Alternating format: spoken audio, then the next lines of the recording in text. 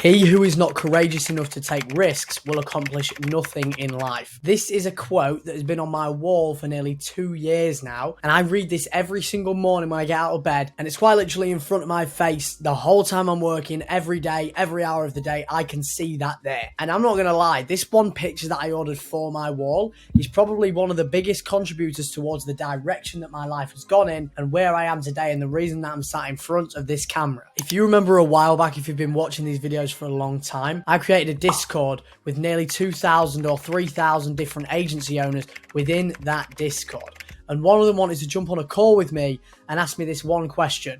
Cameron, should I drop out of high school? I don't enjoy it. I don't want to do it. And I think I want to make an agency. And a quick disclaimer, I want to make it very clear, this is just my take on this. I know there's a lot of different opinions. I'm not saying this is the best way to do it. It's just what worked for me. And it was very clear after asking him this one question that it was a no-brainer that he needed to do it. But that social validation was what was keeping him from taking the leap and actually doing what he knew he wanted to do and what he would have found fulfillment from. I just asked him, what would 85-year-old you think of this decision? And a lot of the time, and this is what I also told him, is if going to high school was the route that you knew you needed to take, you wouldn't still be thinking about it because it's the easier thing to do. It's the same with, like, if you're on a diet and you go to the cupboard and you see a chocolate bar and you're sat there contemplating in your mind, oh, should I do it? Should I not? You already know that the easier decision is the wrong decision, because if it wasn't, you would have already done it. Like, it's plain, stupid, simple. And the reason that I bring this up is because a lot of people get stuck in this cycle of knowing the decision they need to make, but getting paralyzed by action and by fear of validation of everybody around them. And it nearly happened to me. I even personally wanted to drop out of secondary school, which is before high school, to pursue entrepreneurship because I knew that was the thing for me, but I wanted that social validation. And the good thing about that validation that actually paralyzes a lot of people is you then have an excuse if you fail.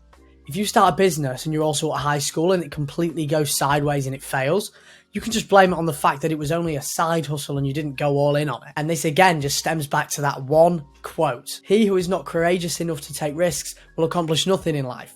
You have to risk. If you do not sacrifice for your goal will become the sacrifice. And everybody knows what they need to sacrifice. It's not hidden secret source information. You can get a pen and a paper and you can do what I've done every single week for the last 7 months. I'm actually going to break down the framework that I've used every single week for the past 7 months to give me mega clarity and get me 10 times closer to my goals in half the time. And it's very easy. First question here is, what have I learned? I ask myself around 10 different questions every Sunday. Once a week, I take an hour, block it out. I answer these questions. It gives me a lot of clarity on what I need to do, what I need to cut out, and what's stopping me from moving forward towards my goals. Number one is, what have I learned this week? I just want to break down and recap over the things that I might have learned, mistakes that I made that's going to help me get closer towards my goal. Because again, if you listen to a lot of Alex Hormozi, you understand that failure and success is a purely cyclical structure. With failure comes lessons. With lessons comes success. With success comes failure. And the cycle repeats. No matter what level you get at, there's always going to be bigger and bigger and bigger mistakes to make and bigger lessons and more success that comes from it. Doing this allows me to break that down and actually pick up on what I've learned and what I need to improve on. The second thing I ask myself is, what wins have I stacked this week? And a super simple thing that I do is I have a box. One has a W, one has an L. Every time that I stack a win or a loss, I move the paperclip into the box. Because a lot of people will be doing the right things, but they don't give themselves the necessary recognition they need to keep going and build confidence. Because I struggled with that too, but when I go to bed at night and I see that the L's box is completely empty and there's 50 paper clips in a W box from that day, I know that I've won the day and I'm putting myself even closer towards where I want to be and who I want to become. The third question I ask is, what did I do this week that pushed me away from my goals? This is where I'll just bullet point things that put me out of alignment with who I want to become. And I'll be honest, sometimes here there might be 5, 10 or even 15 different things on this list that put me out of alignment with who I want to be, and it's pushing me closer towards who I don't want to be. And this is how I see it, as conflicting identities. I have my old identity that didn't really have any goals, didn't have any visions, didn't want to achieve anything with their life, and just wanted that social validation from everybody else. And then I have who I want to become, who is impacting thousands of people, being an inspiration, being able to provide for my family.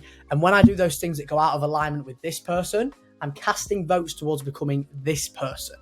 And that's all it is. When you make a decision, you're quite literally just casting a vote towards your new identity. Whether it's your older identity, your newer identity, that decision might seem small in the moment, but those compounded over time are going to be what shape you into who you are in the future. The fourth question I ask myself is, what are you going to do next week that's going to make the question above have an empty answer. So now I've got full clarity on what things I messed up on this week. What can I do to prevent those from happening and make sure next week is even better than this one? And the final question I ask myself is, what can I delegate, automate, or eliminate from my life and business starting next week?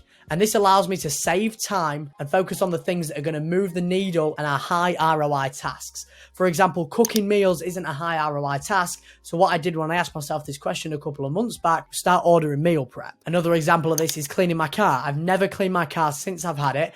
I just got somebody to do it for me. So just a short video here breaking down how I get clarity on my goals, where I want to go, and how I cast votes towards the identity of who I want to become. Bit all over the place this video, but I really want to revert back to the fact that if you're stuck at a point in your life where you're either going to go this way, which is taking the risk, or this way, which is taking the safer path that everybody else is going to give you validation on, just know that if this path was the right path, you would have already decided on it and you wouldn't have thought paralysis right now.